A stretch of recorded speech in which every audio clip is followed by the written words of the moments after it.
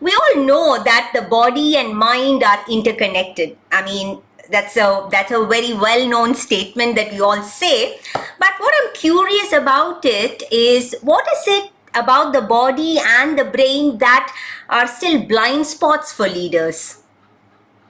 Yeah, that's a really good question. And in a way, we almost, if we're going to blame somebody, we almost want to blame, kind of Western science for a lot of our misunderstanding. The dichotomy, as we call it, between brain and body is, historically, we've always treated those two entities as two different things.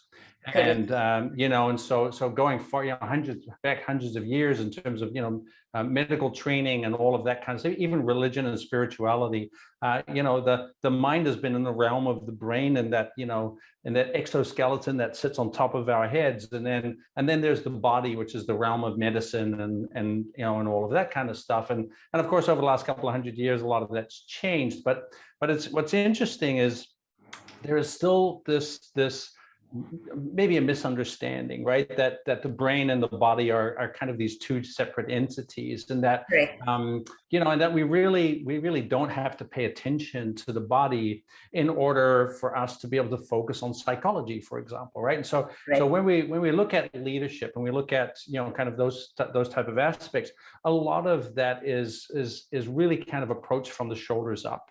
I mean, even my master's degree is in neuroscience and leadership, and I remember, when I was studying neuroscience, that understandably so, a lot of the neuroscience that we were studying was from the shoulders up, right? And there was very little body integration even in that space, and having that understanding of how the body affects how we process our emotions, or how even the position of our body can change with the type of emotions that we feel, or anything like that. And of course, we know for a long time now, we know that in leadership, having an understanding of what we think and what we feel and what we do, are very important components of being I'd say an effective leader.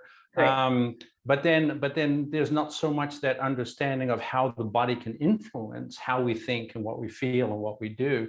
And it's only really been the last couple of years that that integration is starting to become more mainstream. 15 years ago, it was very difficult to start a conversation in any organization about the bodies of their leaders. Because a lot of it was about how are they behaving, how are they communicating, what kind of strategies, what is their decision making, and all of those kind of things, rather than just kind of saying, hey, what about the whole person, right? This whole human being that is there in body and mind. And if the body is influencing the mind, then potentially the mind is also influencing the body. And if we want a sustainable, not just sustainable leaders from a kind of from a durability standpoint, but if we also want a sustainable organization, then it's going to be important that we do integrate some of that understanding of how important it is to keep ourselves healthy and maintaining those levels of vitality, and also how important that is for the organization to ensure that that becomes part of that organizational development model, not part of a wellness model. And that was actually what drove me to write my first book, which was Headstrong Performance.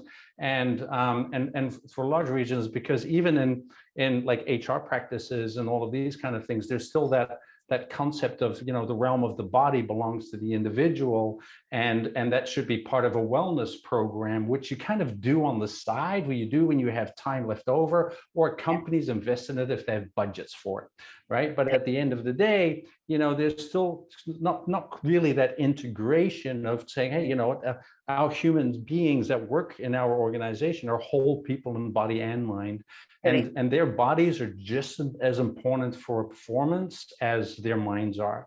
And that whole integration still hasn't really happened in a lot of organizations, and that's still a conversation that really does need to happen at a much deeper level. Correct.